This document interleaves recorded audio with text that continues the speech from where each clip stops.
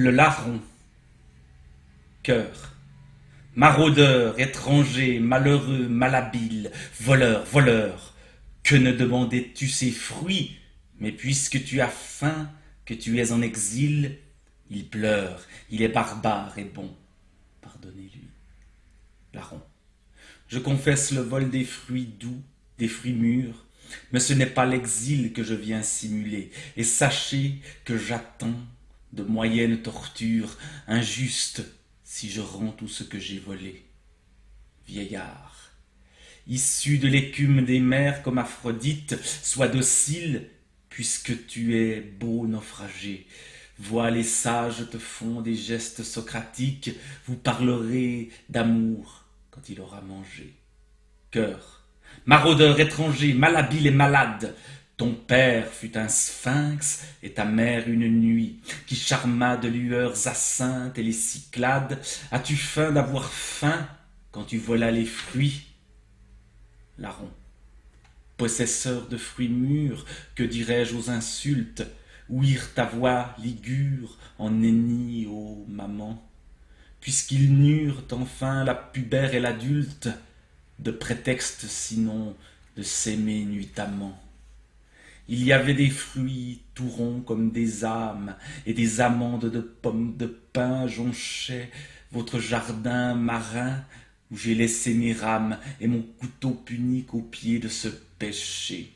Les citrons couleur d'huile et à saveur d'eau froide pendaient parmi les fleurs des citronniers tordus, les oiseaux de leur bec ont blessé vos grenades, et presque toutes les figues étaient fendues. L'acteur. Il entra dans la salle aux fresques qui figurent l'inceste solaire et nocturne dans les nues. Assieds-toi là pour mieux ouïr les voix ligures au son des cynyres des lydiennes nues. Or les hommes ayant des masques de théâtre et les femmes ayant des colliers où pendait la pierre prise au foie d'un vieux coq de Tanagre parlaient entre eux le langage de la Chaldée. Les autans langoureux dehors feignaient l'automne, les convives s'étaient tant de couples d'amants qui dirent tour à tour: voleur, je te pardonne, reçois d'abord le sel, puis le pain de froment. Le brouet qui froidit sera fade à tes lèvres, mais l'outre en peau de bouc maintient frais le vin blanc. Par ironie veux-tu qu'on serve un plat de fèves ou des beignets de fleurs trempés dans du miel blond? Une femme lui dit: tu n'invoques personne, crois-tu donc au hasard qui coule au sablier? Voleur, connais-tu mieux les lois malgré les hommes? Veux-tu le talisman heureux de mon collier? Larron des fruits tourne vers moi tes yeux lyriques, emplissez de noix la besace du héros. Il est plus noble que le pan pythagorique, le dauphin, la vipère mâle ou le taureau. Qui donc es-tu, toi, qui nous vint grâce au vent Scythe? Il en est tant venu par la route ou la mer, conquérants égarés qui s'éloignaient trop vite, colonnes de clins d'yeux qui fuyaient aux éclairs. Cœur. Un homme bègue ayant au front 2 jets de flamme passa menant un peuple infime par l'orgueil de manger chaque jour les cailles et la manne et d'avoir vu la mer ouverte comme un œil. Les puiseurs d'eau barbus coiffés de bandelettes noires et blanches comme les mots et les sorts revenaient de l'Euphrate, et les yeux des chouettes attiraient quelquefois les chercheurs de trésors. Cet insecte jaseur, ô poète barbare, regagnait chastement à l'heure d'y mourir la forêt précieuse aux oiseaux gémipares, aux crapauds que l'azur et les sources mûrirent. Un triomphe passait gémir sous l'arc-en-ciel, avec de blêmes laurées debout dans les chars, les statues suant les scurrilles, les agnelles, et l'angoisse rauque, les pannes et les jarres. Les veuves précédaient, en égrenant des grappes, les évêques noirs révérents sans le savoir, aux triangles isocèles ouverts aux morts des chapes, palace et chantait l'hymne à la belle mai noire. Les chevaucheurs nous jetèrent dans l'avenir les alcancies pleines de cendres ou bien de fleurs. Nous aurons des baisers florentins sans le dire, mais au jardin ce soir tu vins sage et voleur. Ceux de ta secte adorent-ils un signe obscène, Belphégor, le soleil, le silence ou le chien, cette furtive ardeur des serpents qui s'entraînent? L'acteur. Et le larron des fruits cria: je suis chrétien. Chœur. Ah!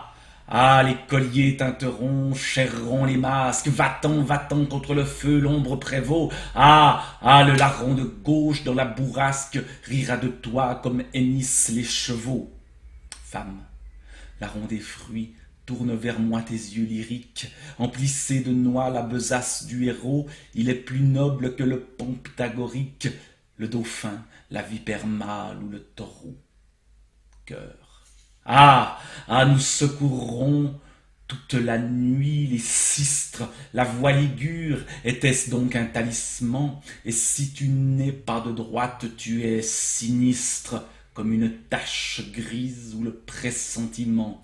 Puisque l'absolu choix, la chute est une preuve qui double devient triple avant d'avoir été.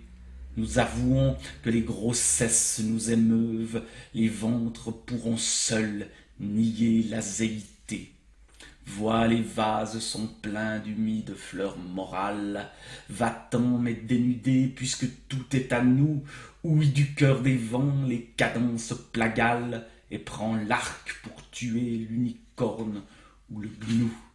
L'ombre équivoque et tendre est le deuil de ta chair, est sombre, elle est humaine, et puis la nôtre aussi.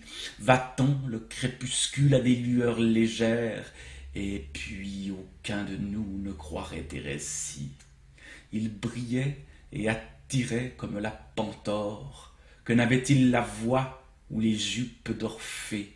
Et les femmes, la nuit, feignant d'être des tors, l'eussent aimé comme on l'aima, puisqu'en effet, il était pâle, il était beau comme un roi ladre. Que n'avait-il la voix et les jupes d'Orphée? La pierre prise au foie d'un vieux coq de Tanagre, au lieu du roseau triste et du funèbre fait. Que n'alla-t-il vivre à la cour du roi d'Édesse? Maigre et magique, il eût scruté le firmament, pâle et magique, il eût aimé des poétesses, juste et magique, il eût épargné les démons.